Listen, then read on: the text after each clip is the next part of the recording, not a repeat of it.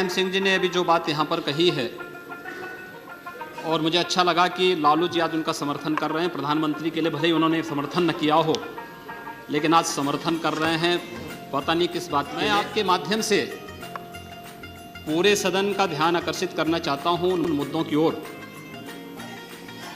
जो आज भी सदन की मर्यादा के विरुद्ध यहाँ पर बातें हो रही हैं और किस प्रकार से गुमराह किया जा रहा पूरे देश को। अयोध्या में 3 प्रकार की परिक्रमाएं होती हैं, पंचकोसी, 14 कोसी और 84 कोसी।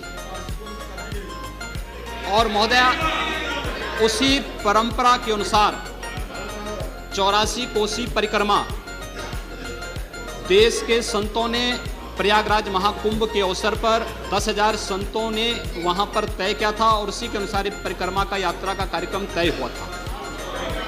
महोदय, मैं स्पष्ट कर देना चाहता हूं कि अयोध्या में श्री राम जन्मभूमि, जिस पर माननीय उच्चतम न्यायालय ने इलाहाबाद उच्च न्यायालय की खंडपीठ के निर्णय के बाद स्थगन आदेश दिया है, उससे 25-30 किलोमीटर दूर बस्ती जनपद के मखोड़ा नामक स्थान से, जहां पर महाराज दशरथ ने पुत्रेष्टि यज्ञ किया था, उस स्थान से इस परिक्रमा यात्रा को प्रारंभ होना था और विशुद्ध धार्मिक यात्रा थी। इसमें किसी राजनीतिक दल का कोई हस्तक्षेप नहीं था। बिल्कुल 200-250 संतों को इस यात्रा में चलना था और 13 सितंबर तक ये 20 दिन की यात्रा है। लेकिन जिस प्रकार से धार्मिक स्वतंत्रता के मौलिक अधिकार पर उत्तर प्रदेश सरकार ने प्रहार किया है, महोदय, पहली बार ये देखने को मिला है कि लगभग 2000 से अधिक संतों को गिरफ्तार किया गया है और पूरी तरह अपमानित किया गया है।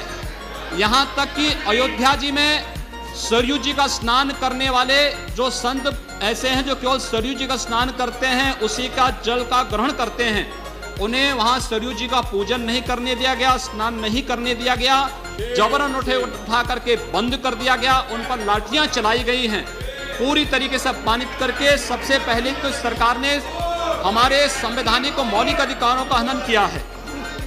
दूसरा, जहां तक स्थगन आदेश की बात है, मैं याद दिलाना चाहूंगा, इस देश के अंदर सेकुलरिज्म के नाम पर राजनीति करने वाले उन सभी दलों को 1994 में कांग्रेस नेतृत्व की ही सरकार ने सुप्रीम कोर्ट में एक शपथ पत्र दिया था और ये कहा था कि अगर तय हो जाएगा कि अयोध्या में विवादित तो जो ढांचा था, वह ढांचा किसी हिंदू मंदिर या स्मारक को तोड़ करके बनाया गया है, तो हिंदू भावनाओं के अनुरूप कार्य होगा। आखिर यह साबित हो चुका है।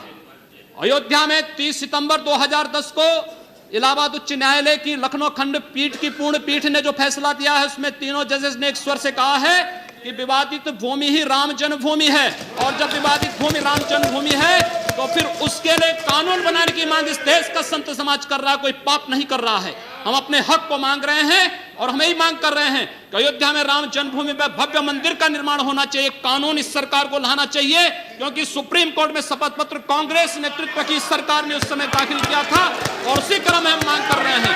और संतों को उनके हकों से वंचित किया जा रहा है, उनके धार्मिक यात्रा को प्रतिबंधित किया जा रहा है, उन्हें अपमानित किया जा रहा है। और किस समाजवाद की बात मुलायम सिंह जी कर रहे हैं, किस संविधान की बात कर रहे हैं? ये समाजवाद है। स्वयं राष्ट्रीय अध्यक्ष हैं, इनके 2 भाई महासचिव हैं, इनका पुत्र प्रदेश अध्यक्ष है। कौन से समाजवाद की बात करते हैं? परिवारवाद की बात करते हैं। बेवकूफ बना रहे देश को, ये केवल देश को बेवकूफ बनाने का कार्य कर रहे हैं और बेवकूफ बना करके समाजवाद के नाम पर समाज को बेवकूफ बना करके सेकुलरिज्म की ध्वजियां उड़ा रहे हैं। 30 दंगे उत्तर प्रदेश के अंदर हो चुके हैं महोदय, एक वर्ष में 30 बड़े-बड़े दंगे। हर दंगे में हिंदू प्रताड़ित हुआ है, हिंदू जेल में बंद हुआ है। और ये सरकार परंपरा की बात करती है। किस परंपरा की बात इस सरकार कर रही है? कि आतंकवादियों के खिलाफ दायर मुकदमों को वापस लेना कौन सी परंपरा का हिस्सा है? ये सरकार उत्तर प्रदेश के अंदर जिस प्रकार से सरकारी जमीनों को कब्रिस्तान के नाम पर आवंटित कर रहा है, कौन सी परंपरा का हिस्सा है? जिस प्रकार से वहां के गरीबों, वहां के पिछड़ी जाति, वहां के अनुसूचित जाति के हकों पर डकैती डला करके यह सरकार जिस प्रकार से जंगल राज कायम की उत्तर प्रदेश के अंदर, आखिर वो किस परंपरा का हिस्सा है? और इसीलिए मैं आज के इस माध्यम से आपसे अनुरोध करना चाहूंगा, उत्तर प्रदेश सरकार ने उत्तर प्रदेश के अंदर हमारी धार्मिक भावनाओं का अपमान किया है, संतों को अपमानित किया है। इस सरकार को रहने का अधिकार नहीं होना चाहिए, इसे तत्काल बर्खास्त किया जाना चाहिए।